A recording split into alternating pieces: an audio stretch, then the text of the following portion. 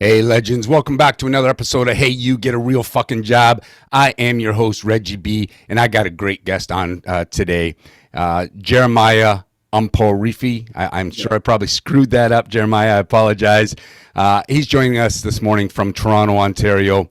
He is the owner of Punching Sideways Productions, the co-founder of the comedy production team Funny Side Up Productions. He's a stand-up comedian, an author who's written articles for The Runner, The Real Anna, Envie, I probably mispronounced that as well, magazine. But he's also has a debut novel, The Hive, or Hive, just Hive, which was released in March of 2021. Yeah. And it's the first in the Arcane Volumes Series. So, I'm looking forward to checking that out. So with that being said, Jeremiah, welcome to the show. Yeah, man. Thank you for having me. Sorry for being late. No, hey, life gets in the way. No worries, man. So listen, you know what? I've had some great guests on the show up till now, but I have to say, you know what? You're my first comedian. How many times have you heard that line in your life? Eh? You're my first comedian, Jeremiah. Yeah. People don't usually get with comedians. Yeah. Yeah. Well, no. Hey, listen, it's great to have you on the show. Because you know what? I've never met a real comedian in real life. I've met a lot of people who think they're funny. I'm one of them, right? I think I'm funny, but probably not so much. But it's definitely a different vocation, right? It's got to be a special type of calling. So I want to start with that. What got you into comedy? I actually wasn't super. I don't have a story of like I was super into comedy as a kid or anything like that. Yeah. I didn't even watch a lot of stand-up, but I think I must have been maybe 19, 18, and I just watched some stand-up comedy. I just started consistently watching it, and then the thought came across for me of, oh, I want to try that. And then it took me about a year from that thought to actually going out and doing it. So yeah, that's just how I got started. And now what and just did it. Did it take you that year because you thought, you know what, maybe I'm not that funny, maybe it's not, why the pause? Were you busy doing other things, or? I think it was just a mix because I think I took a while for me to actually sit down and start writing. And then I took a few months of actually writing and trying to figure out, oh, do I have a good 5 minutes? And then it was an awful 5 minutes what I came up with for months. Right. But it just took a long time to actually build up that courage to just be like, okay. Then I went on Facebook, looked for where I can actually do it, found an open mic and was terrified and just went and did it. So good. Yeah, because there's a lot of things we do in life that is terrifying, but that's got to be one of the most terrifying, right? It's one thing to get up and maybe give a speech where people are going to be well behaved and listen, but to get up there and you're so vulnerable and you're trying to entertain a crowd and you have no freaking clue, especially your first time, right? Are they going to throw shit at me? Are they going to even laugh? So that had to be terrifying for your first time. Yeah, it was definitely really scary, but it's like, it was definitely the first few times actually are terrifying, and that slowly starts to go down over time. Right. Yeah, that's awesome. So you weren't the class clown, I'm taking it? You weren't the funny guy growing up and in school, or were you kind of? I'd say one funny thing like every month. Like I'd be really quiet, right? And then I'd say something I'd like crush. I'd do something really good, but then I'd save it. So I was actually really quiet growing up. Yeah. And you know what? I have heard that a lot about comedians. Like a lot of them are, loners and keep to themselves and are the quiet, shy, introvert type of people. Yeah. And but they put on a persona, they put on a show, so to speak, right? Just like a great actor, right? Just because I'm doing it doesn't mean that's who I am. So no, that's awesome. So how long have you been doing comedy? I've been doing it for now, it's like 3.5 years. It'll be about 4 years in June, but it would be technically 5 years, but it was a year off because of COVID lockdown. Oh, okay. Yeah. It was about 9 months and then 3 months off. So 4 months for almost 4 years of actively doing it. Right. Now you're in Toronto now, but did you get your start in Vancouver? Yeah, I did start off in Vancouver. I only moved out to Toronto a few months ago, so most of what I've been doing is Vancouver. Right. Yeah. And why the move to Toronto? Like, what's different about the Toronto market compared to Vancouver for a comedian? Well, Toronto, it's just a much bigger city, so it's about 4 times as big, I believe, as Vancouver, and just in terms of population. Right. So just there's an explosion of opportunities, and especially with me, because I my business is producing shows, the ability to actually just have a whole circuit for yourself Right. blew up in Toronto. So that was the reason for the move. Oh, okay. That's Yeah. awesome. So you put together shows for other comedians then at clubs and stuff like that? Is that kind of what you're doing? Well, what it is, what I do is I'll find a venue such as a bar or a brewery, Yeah. and then it's just I put together a lineup, and then I'm also on the lineup. Oh, And okay. then I just like put together a lineup, get an audience in the room, and then it's just yeah, that's just all it is. So it's just I'm also on the show, but then you put other comedians on. Right. Yeah, Okay. Well, that's kind of cool. Yeah, I guess it's a kind of a way to guarantee yourself some work, right? yeah, exactly. Yeah, You're that's the putting way to together a do it. show, and Like, yeah, yeah, and I'm going to put myself in the show, like it or not, right? So yeah, that's kind of awesome. So where do your ideas come from? Like, because I don't understand how a lot of comedians work. I know some of them are situational. Some actually write anecdotal stories. What's your style, and where do your ideas come from? well, for me, a lot of it comes down to I started off doing just silly jokes, and then over time, I kind of started talking about my real life, things that I really think about. And it'll start with something that's really happening to me, and then I sit down and just start writing jokes about it, just having a Right. ton of writing jokes about it. So, yeah. So it'll be like, for example, I don't know, like I'll talk about how I lost money on the last show, and then I sit down and actually start writing about okay, how do jokes about losing money? So yeah, Okay. yeah, Yeah, that's kind of cool. So you're taking real life So I hope you have a good life that you can write about, because I hope your show's not dark. no, last night was pretty good. It was a good Oh, you had show. a show last night? Oh, Yeah, okay. but it's life can't be too good for a comedian. That's actually Right. because then you can't write about real life. Yeah, I That's guess. part of Yeah. yeah. Yeah, I So guess you almost need to have a little, darkness and despair in your life and some yeah, failure in your life to be able to joke about. exactly. Yeah, And I guess it's great that you can actually turn it around and joke about it instead of, it being so serious and it bringing you down. You're right. kind of like, ah, shit, I'm going to laugh about it. Yeah, Right? exactly. I've had this experience. Yeah, it sucked, but how can I make the best of it and make people laugh at it? So that's Yeah. kind of cool. Where was your show last night?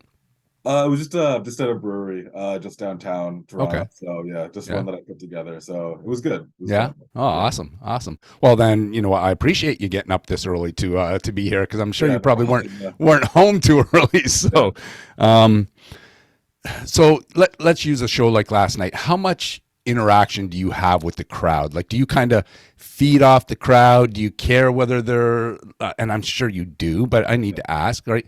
Do you care if they're into it, or do you just get up and do your thing anyhow? Yeah. Well, I was hosting last night, which Oh, means okay. I'm the first comedian on and I bring Right. everybody Right. on. Yeah, yeah, So yeah. when you host, it's a different thing because Right. you have to warm them up.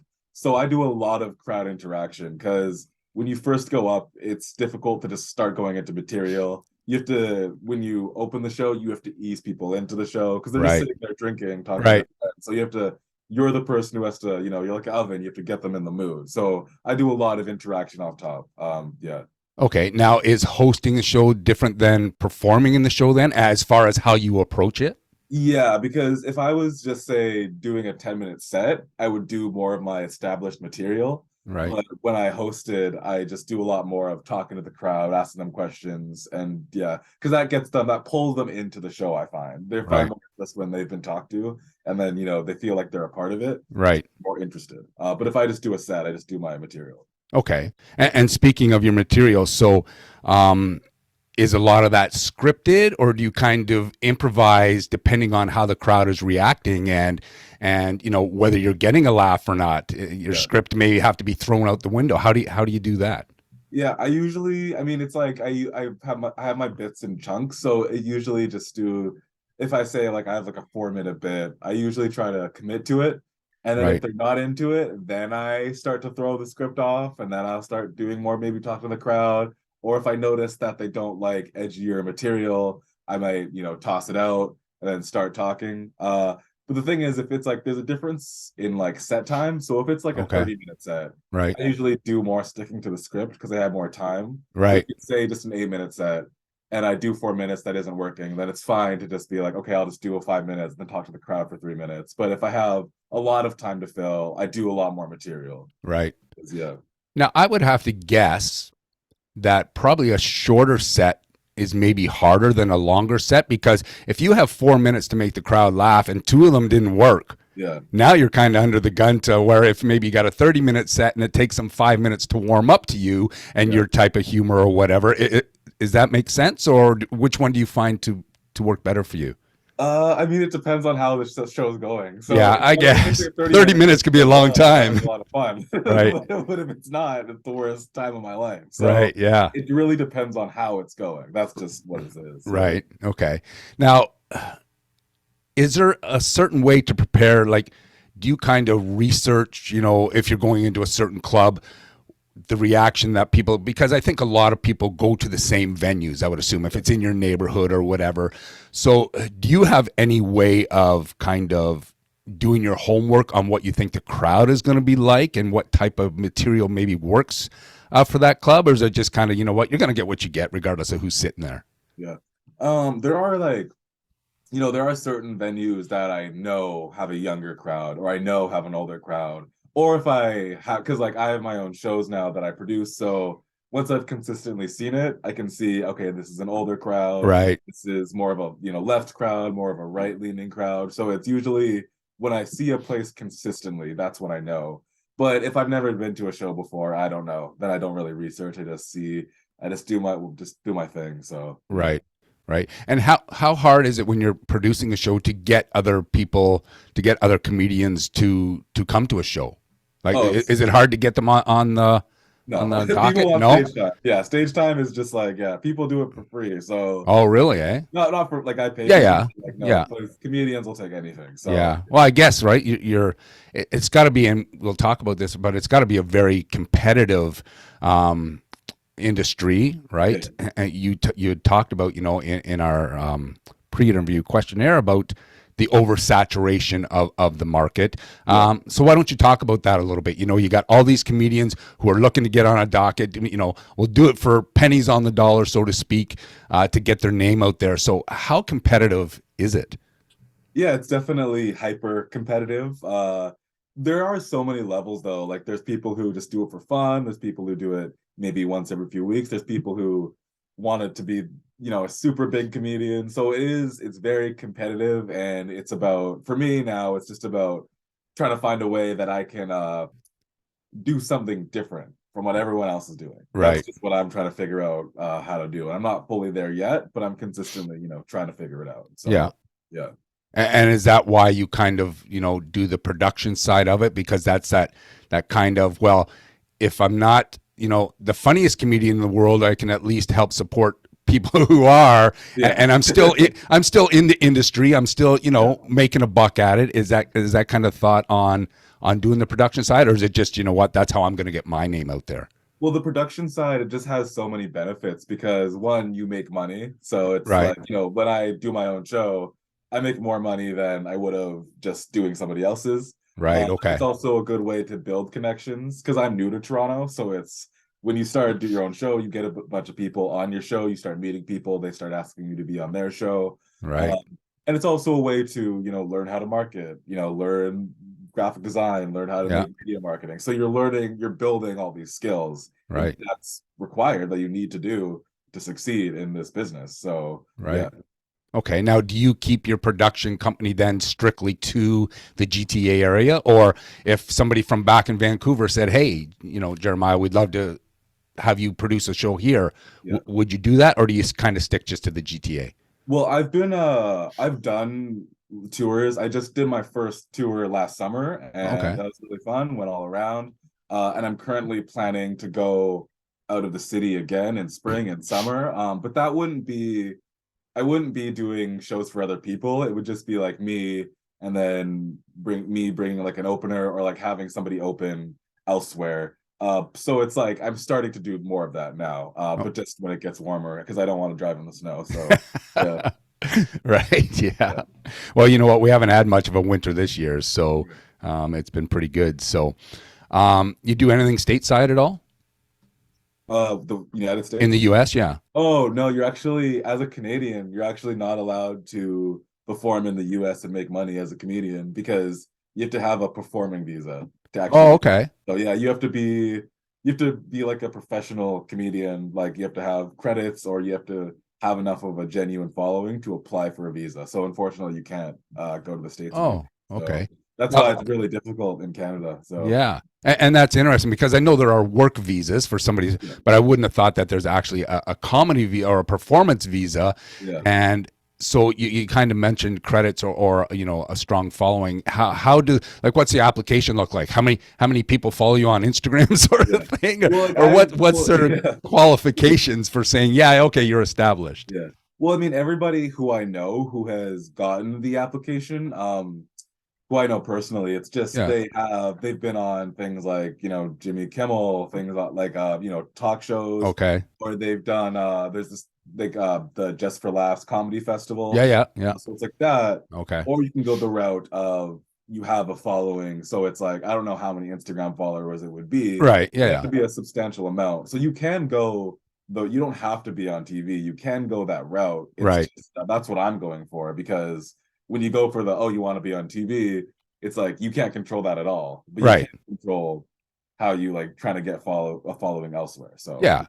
Yeah, and let's face it, the world has changed, right? I mean, we yeah, have more people who become famous off social media than they maybe do off of TV nowadays, yeah, it's where, true. Yeah, 10, 20 years ago, whatever, it was definitely opposite. yeah, But you can have a hell of a, TikTok following or a yeah, YouTube exactly. following and never set foot on TV. So Yeah, so it's good that there's at least, a little bit of a variance in the way they'll look at you for sure. So um one question I've always wondered about when you're on stage, how do you handle hecklers?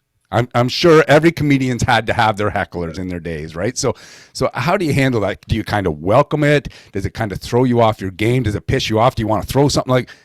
How does it work? I assume it probably depends on how vulgar they are Yeah. or how off the top they are. But Well, it just depends on what they say because my reaction is based off of what they say. right, So I've never had anything said to me that was a horrible thing to say. Like I've never had like yeah, a slur like lobbed at me or anything like that. right, But it's usually something like fun. And then I'm not mean right away. I yeah, just say something right fun. away, I kind of diss them, and then so then they know to quiet down. right, And then if they do it again, I just talk to them a little serious, make fun of them again. And yeah, then if it's a third time, I destroy them. So right, yeah, yeah, then you get like because then you've had three chances, and then it's just like, okay, I'll make yeah. right, Yeah, right. but I saw there was this wasn't me who did it, but at a show once, a girl cried because she was heckling, and then the person made fun of her, and she ended up crying. So that was pretty. I thought that was hilarious because like she's Yeah. yelling stuff during a show, and then she's the one who's crying. And So she made the comedian made the heckler cry. yeah, That's funny, huh? yeah. Um, so what do you say is your style of comedy? Personally, I have it's my stuff now is very personal and it's very dark, but it's dark, but it's put together in a very light tone. That's what I Right. would say, right? That's my style. Yeah. Yeah. Awesome. What have been some of your favorite performances, right? You've been doing this 5 years. Let's take COVID out of the equation. Yeah. I know you did a lot of different festivals throughout Vancouver. You're newer to the Toronto area, Yeah. but what is maybe your favorite type of venue to perform at, or favorite show that you've actually Yeah. done? Well, I'd say my favorite type of venue to perform at would be a real comedy club because it's built for comedy. Because the way Right. it is, comedy has low ceilings, dark room, stage, a spotlight. A lot of stand-up that you do now won't be necessarily in that environment. So it'll be like I did a brewery last night, but it's a big room with a lot of Right. space. But it was still fun. But yeah. But in terms of my favorite show. I would say this summer when I toured, I got to do like a bunch of fringe festivals. So I got to do just these really fun rooms. So I would say I did like a Kelowna Fringe Festival, or I did a Victoria Fringe Festival, which was like a big room. It was about 50 people, and the show just went great. So that was a really fun time, and that was the best show of my life. Yeah. And so explain to the listeners in case they don't know, what is a fringe festival? Is that just like different types of performers there? Is it all comedians? What is a fringe festival? So a fringe festival it's just a huge variety of shows. So there'll be stand up, there's plays, there's musicians, there's street performers, it's all this stuff, and it's just people can just go see multiple shows a day. So that's what it is it's like there's a huge variety of shows. So that's what it is. Okay. Okay. And is it normally a weekend long type event, or is it kind of Usually it'll be one or two. It's like 1 week to 2 weeks. It depends on how big all right. how big the festival itself is. Yeah. Right. Yeah. Oh, that's awesome. And is it kind of a free for all, just come show up, or do you have to be chosen to be in such a thing? Like, how's that work? It's based off of a lottery. So Oh, okay. you have to put an application and then you just get picked random. It's picked completely at random for the Right. lottery. So yeah. Oh, wow. Okay. Oh, that's interesting. Um, do you follow comedians? Like who would, maybe not your inspiration, and maybe you have an inspiration, somebody that you look up to, and we'll call it a mentor. But who are some of your favorite comedians? This is he's pretty big. I like Dimitri Martin. He's not like huge, but he's kind of mainstream. But Dimitri Martin's one I really like. Dion Cole, he's got a few Netflix specials out. Louis C.K., he's probably the one who I watched the most when I first started, before I Right. started. Yeah, those are probably my top three. Yeah. And do you look to them for ideas? Do you look to them just to have a laugh? Like, I don't know, do actors watch other movies just for the interest or to see, their style? Is that what you do as a comedian? Are you watching for them to see, okay, how do they deliver? Or are you just looking, hey, you know what? I want a good freaking laugh and I'm tired of laughing at myself. Yeah, I think it's more of a thing of I watch it out of because first of all, it's super funny. Yeah. I just like how they take the craft and really make it their own, and they're masters of the craft. So Right. I think seeing the best stuff inspires me to try to be better and try to be like, okay, how can I get that good? Right. Yeah. Yeah. No, that's awesome. Um, So I imagine the life of a comedian, this art form, isn't easy, right? We talked about, the amount of competition in that. So tell me, why would you subject yourself to that, right? Tell me what you love about it, and tell me some of the stuff that, this kind of sucks about this career. Because there may be people listening right now who have thought, yeah, I've always thought about maybe chasing this dream and trying to be on stage and making a living at it.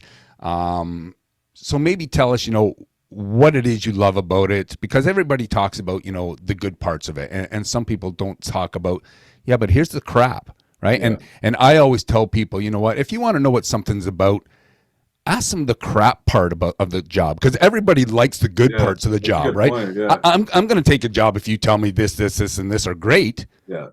But I know nothing about what sucks about the job. So, True. Yeah. so you know what? For the people who are listening who maybe have thought about stand-up comedy or that, tell us what you love about it and tell us what sucks about it. Yeah, I mean, I would say what I love about it is just that feeling of writing a joke yourself and then making people laugh, and just the feeling of a room laughing at something you made. It's a great feeling.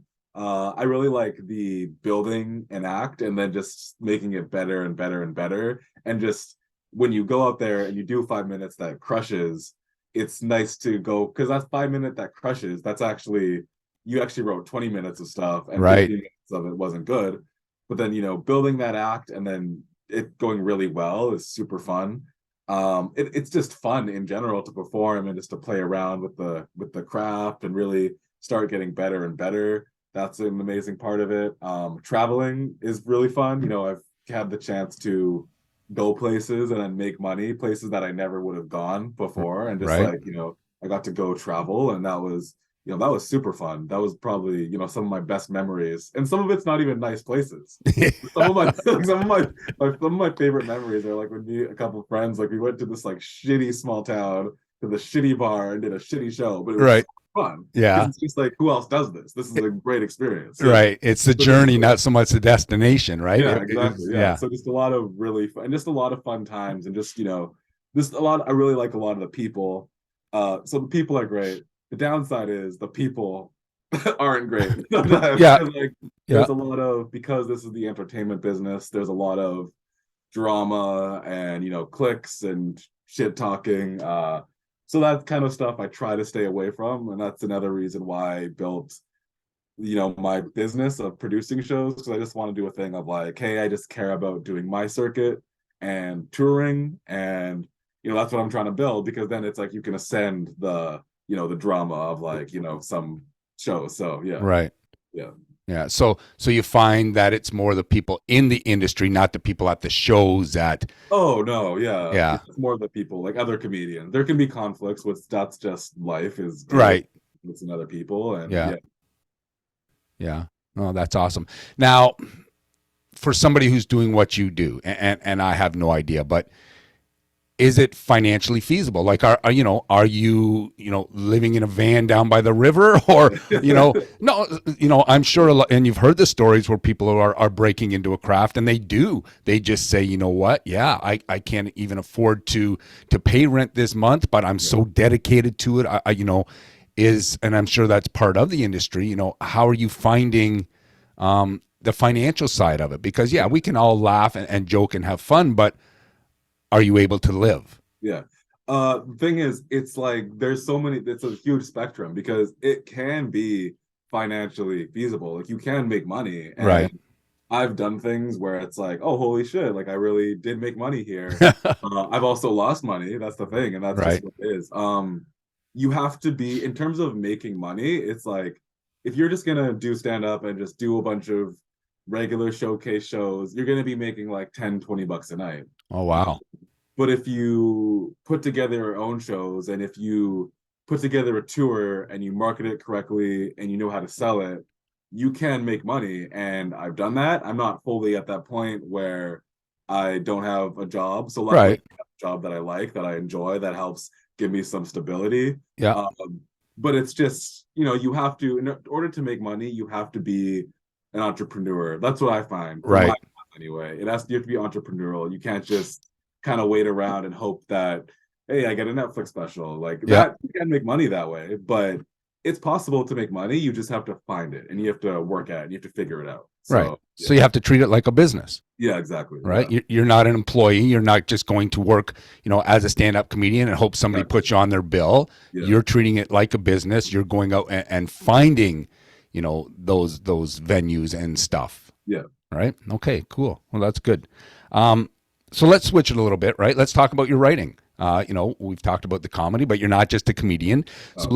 let's talk about your writing. So, and we'll get to the book, but what got you into writing? Have you always been interested in writing? Is it something you've always done? Like, let's talk about that a little bit. Yeah, writing is actually different than comedy, because I was into writing when I was really young, like a very young kid. And then I remember doing creative writing assignments in school, and outside of gym class, that was the thing that I would always get really into. Right. And then I started writing when I was 13, only did it for a few months, but didn't have the work ethic back then to actually do Right. it. Yeah.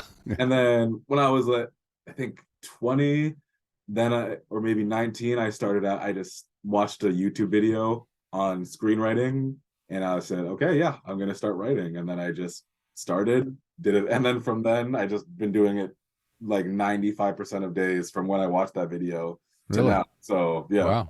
yeah. Now, was that kind of your goal to become a screenwriter? Like, or is that kind of what you're working towards? Yeah, I actually back then that was my goal, because I wrote a really shitty TV show that was like 8 episodes, and then I wrote a really shitty movie, and then I had fun screenwriting, but I realized with books I just had a conversation with my brother, which was all, oh, if you write a book you can just put out a book, but with a movie, if you write a movie you have to have $1 million. Like Yeah. Yeah. someone Right. has to give you, someone has to say, yes, I want to make this thing. Yeah. So that's the difference. Even if you sell a script, it might not even get made.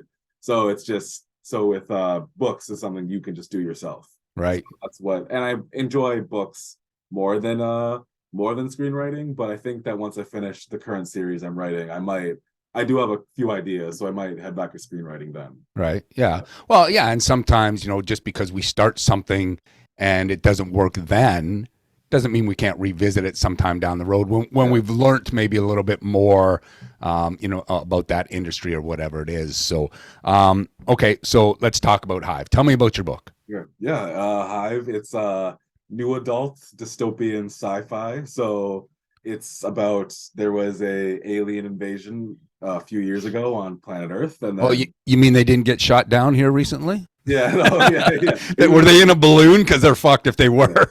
Are you in the States now? Do you see No, I'm in Canada, oh, you're but Canadian. Okay. yeah, but Okay. I Yeah. see, Yeah. yeah, I see all the news. So Yeah. yeah, hopefully your story didn't start with them in a balloon Yeah. No. over Yeah. the over No. the ocean. But I'd be pissed. They pissed me off with that. Like, fucking, yeah, but yeah, yeah.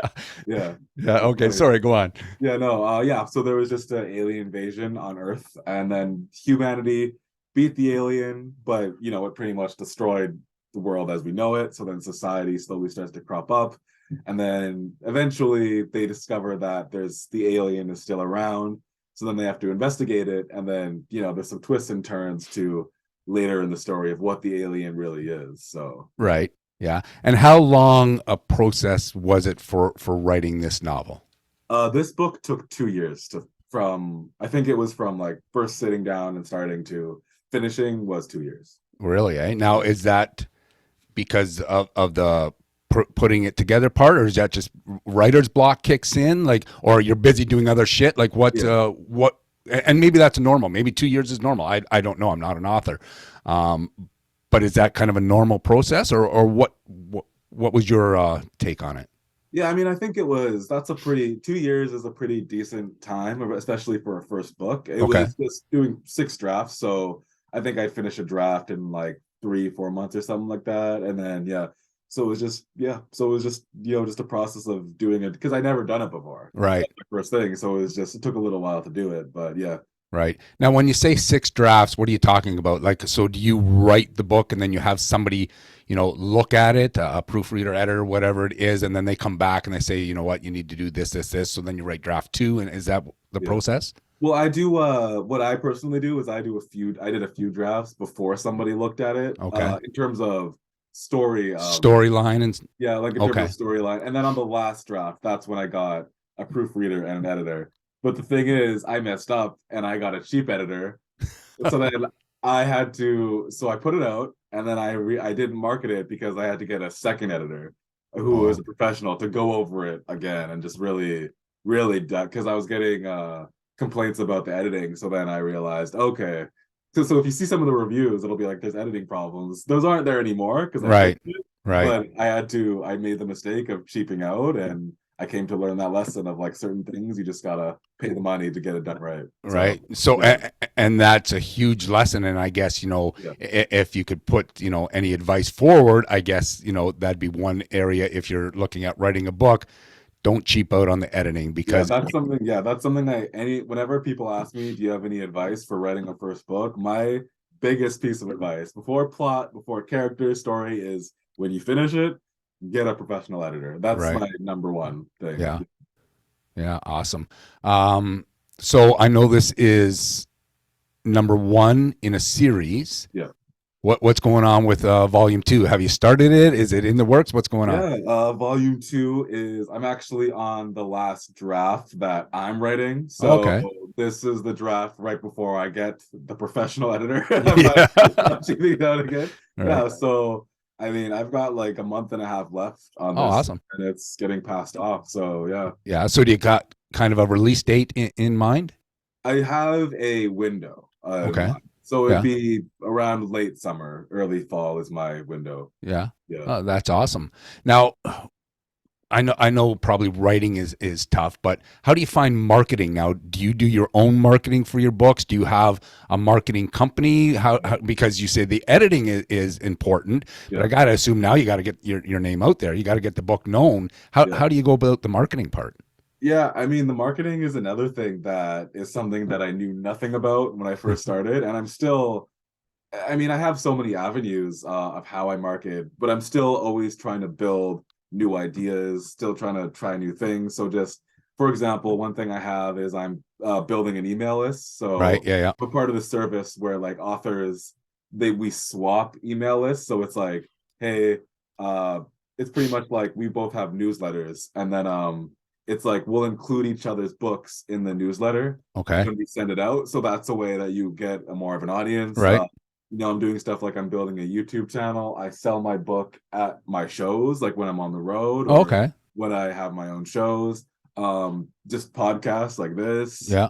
I do guest blogging, so I'm writing articles, and then I try to get short stories out, which helps, just driving as much traffic as possible towards me, which drives it towards my book. So it's Right. still something I'm working on, and I'm still trying to always try to innovate and do new things. So I'm not an expert, but it's slowly been building over time. So Yeah.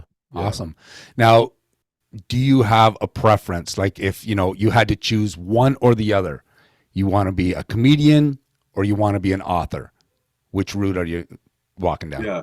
That's funny because that question, it flips back and forth all the time. Depending It really on, does. yeah. It really does. But I'd say that I'd want to be a writer because when it comes to writing, you don't have to go to a place to do it. You can Right. wake up, sit down at your desk.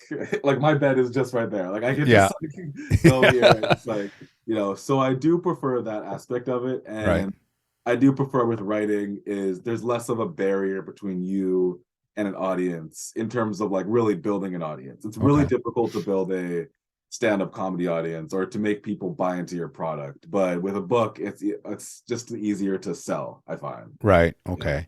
But I would So have to I would have to go back to the one thing you said and you'd probably miss out on is the journey that you've had with the stand-up comedy and the fun, being down those, shitty towns, shitty streets, shitty venues, yeah. but you had the best time of your life. Yeah, So that's true. Yeah. so I think that, you may find out, oh, now I got to go selling my books down dark alleys just so I can have a little bit of fun, right? Yeah.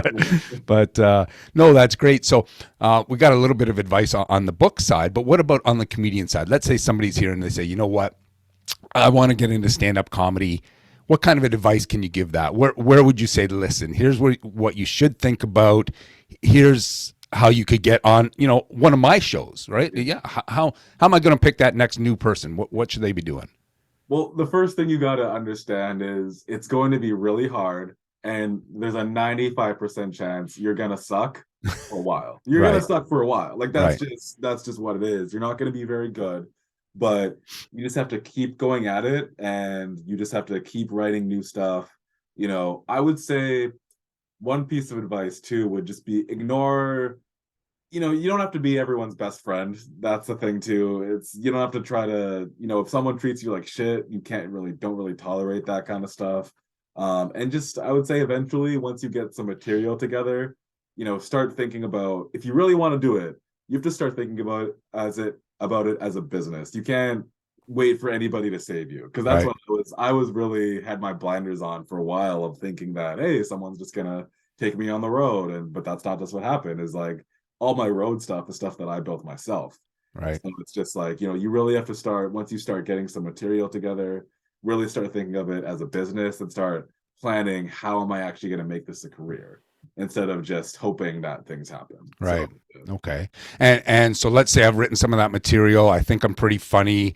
Do you say, you know what, start out on social media, get yourself a YouTube channel, you know what, TikTok is the hottest craze.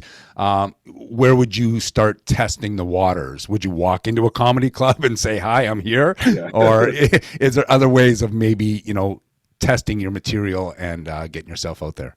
Oh, I mean, when you first start, you just got to hit open mics. That's it. Okay. You just got to start going to the open mics. Start hitting a lot of open mics, and try to be friendly with the comedian. Start introducing yourself to people. But yeah, when you first start, I mean, don't put your stuff on Instagram or YouTube. No. Okay. I mean, if it's bad, then it's just like you gotta make good content if you're gonna put it out there. Okay, so you're better to test your content live Yeah. than you are for social media Oh because yeah, 100%. it's hard enough to build that social media following even when you're good Yeah. because you're competing against so many people, and I don't care what industry it is really. Yeah. So okay, no, that makes sense, right? Get out there, get live, get laughed at, get not laughed at, Yeah. and just keep pushing, right? I guess not take it personally in the beginning. because like you say, you got to learn, you got to grow, you got to figure this shit out. Yeah. It's not easy. And I assume there's a lot of burnout and a lot of people who quit Yeah. early on in their try at it. Yeah, for sure. Yeah. Yeah, but I mean, the thing with stand-up comedy is like, I don't think there's a lot of shame in quitting either, because it's just, if you just decide it's just not for you, it's smart to just let it go. Right. So it's just like, because I used to do music for fun, and Okay. I was thinking about music as like a career, but then it was just like, no, this isn't for me. So, there's no shame in quitting, and yeah, if you want to quit, quit. That's how, like, you should. Yeah. Yeah, no, and I agree with that 100%. Like, because I say, you know what, you never know if you're going to like something until you dive in, right? Yeah. You can read all the books, you can, attend all the seminars and think, oh yeah, this is great, this is what I'm going to do, and then you get into it and say, this sucks. Yeah. Like, so there's no harm in, and I don't like to say quitting, because to me, when you stop doing things, you quit, you lose. But it's okay to pivot. Yeah. Try something else. Yeah. True. Who cares? We're not all set to. We don't know. Like, we're told to go to school when we're early and figure out what the hell you want to do. Yeah. Try different things. Right? Yeah. The stand-up comedian doesn't work, but I love writing books. And you know what? My last books didn't work, so maybe I'll get into the music thing. Yeah. Don't quit. Just pivot. Keep pushing forward. Keep striving, I like to say. So that's awesome. So let's find. Before we start wrapping up, let's find out just a little bit about you. Right. Let's just talk about Jeremiah. Where did you grow up? Did you have siblings? Were you a good student? Were you a pain in the ass? What's your story? Yeah, I mean, I grew up a little bit outside of Vancouver, so Langley. Where in Canada are you? Are you? I'm in southwestern Ontario, so I'm in Okay. down near London, Ontario. Okay, so you might not know, but Langley is just like, it's more of a country Okay. town, just an hour outside of Vancouver. So yeah, I just grew up there. Have a few siblings, older brother, two younger sisters, and then a half sister. Right. Was I trouble in school? Once I hit grade 4, that's when I started. Once I hit 10, that's when I'm double digits now. I know what I want. Right. Be a Yeah. little shit. So yeah, but yeah, again, being a little shit was the time of my life. So I don't Right. regret it. Yeah, that was, yeah. That's awesome. And what kind of did you go to college or anything like that? Yeah, I actually went to university for Okay. about 3 years. But I just decided that it really wasn't for me. And Right. then I just dropped out, because I didn't drop out for comedy and writing, but Okay. I just realized that, if I want to make money, I can make money another way. And then I had a really good job, and I realized you can still get a good job in this world without university necessarily. Right. So that's Right. when I started doing that. So it just called it university, just wasn't for me. Yeah. Yeah. Yeah, and I think I've heard a lot of people who have realized that, but you don't realize it until you get there. Yeah. It's no different than trying to stand up comedy. Yeah, I won't realize that I don't like it until I try it. So, Exactly. but yeah, and I've had guests on that have spent. I had one guest on who spent 8 years, in school and becoming a profession, that once they did it for 6 months, it was like, this sucks. Like, this is my not God. what I want to do. Wow. Yeah. Yeah. So you just never know, when things are going to change. So what'd you want to be when you were growing up, when you were that 10-year-old, troublemaker? Was there something you looked at and said, yeah, that's what I'm going to be. I'm going to be, a stand-up comedian or, a police officer? Like what was your aspirations as a kid? I actually had no idea. No? I did say, at one point, I did say I want to be a police officer so I can shoot people. like, that was actually my dream was. I think I just said it as a joke. That probably wouldn't have gone far on the application, right? Yeah. You would have been shortlisted for sure. Yeah, I just like to shoot people. But yeah, I didn't. I mean, I had a few ideas like, oh, chef, whatever, but I didn't Right. really start thinking I want to do this until I started. I did some music, but that was just more of a fun. And then when I started writing, that was when I thought, hey, I actually want to do this. So Right. yeah. Okay.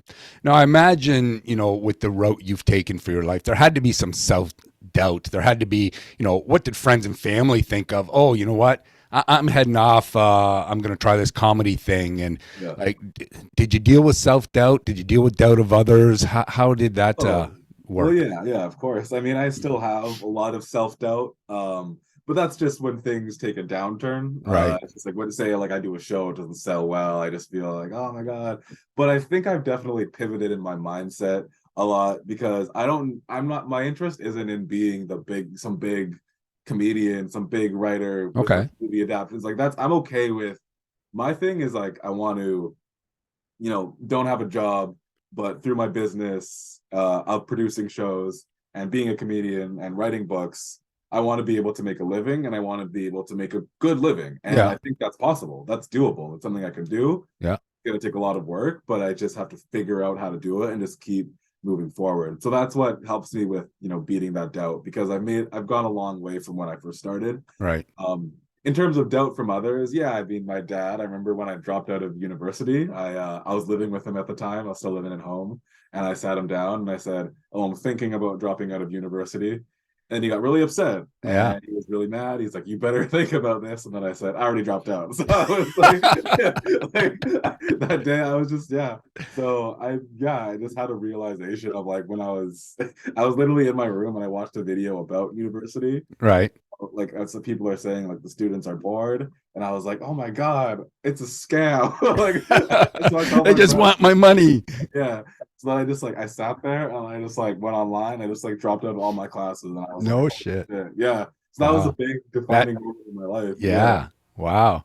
Now, speaking of your dad, and I don't know if, parents are still alive or that, but did they ever come to any of your shows? Did they ever come and say, you know what, I can see why you did this, or Yeah.